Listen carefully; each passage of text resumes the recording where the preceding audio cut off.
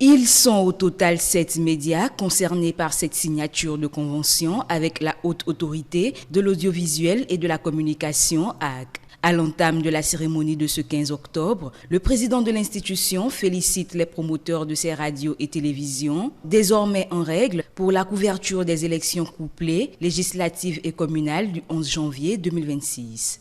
J'avais dit que ce serait sans état d'âme que j'allais fermer les télévisions qui ne seraient pas à jour. J'aurais eu d'état d'âme, mais je l'aurais fait au nom du devoir. Vous mesurez à quel point je suis très soulagé ce matin qu'ils aient fait le sacrifice, parce que c'est vraiment un grand sacrifice d'être à jour. Je voudrais donc vous féliciter, mesdames et messieurs les promoteurs, pour avoir respecté la loi. Même si c'est un devoir, on ne réussit pas toujours à faire tous ses devoirs.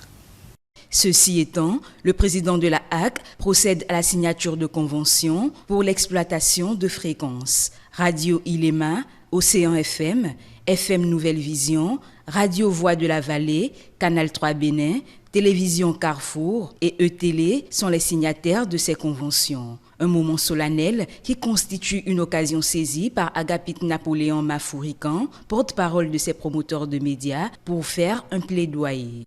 La cérémonie d'aujourd'hui est pour nous, promoteurs, éditeurs, responsables, un grand moment, puisque ça nous habilite à nouveau à intervenir sous le contrôle de l'autorité de régulation et désormais à occuper les champs médiatiques que l'État nous concède par la HAC, mais désormais également par la TNT. Je voudrais avoir une pensée pour ceux qui auraient pu être ici aujourd'hui, qui ne le sont pas. Le président parlait du vide. Le vide, je voudrais dire que c'est peut-être pas voulu. Dans le vide, il y a des promoteurs historiques qui ont commencé cette expérience ici au Bénin, qui sont essoufflés. Dans le vide, il y a peut-être des gens qui ont cru à une aventure et qui ont été bloqués.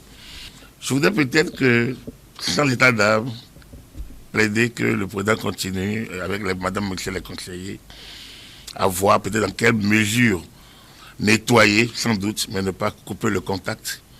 C'est vrai, quand vous parcourez notre TNT, vous pouvez avoir honte parce qu'il y a encore de la matière. Donc, mon premier plaidoyer, c'est lié aux moyens. Et donc, la question des moyens, ce n'est pas qu'on nous donne de l'argent, ce n'est pas qu'on nous fasse des facilités indues, mais c'est peut-être qu'on voit ensemble comment nous pouvons occuper le champ de manière utile pour promouvoir la culture béninoise à travers nos médias. Ces radios et télévisions sont dès lors autorisées à poursuivre leurs activités en toute objectivité et impartialité dans le respect des textes en vigueur.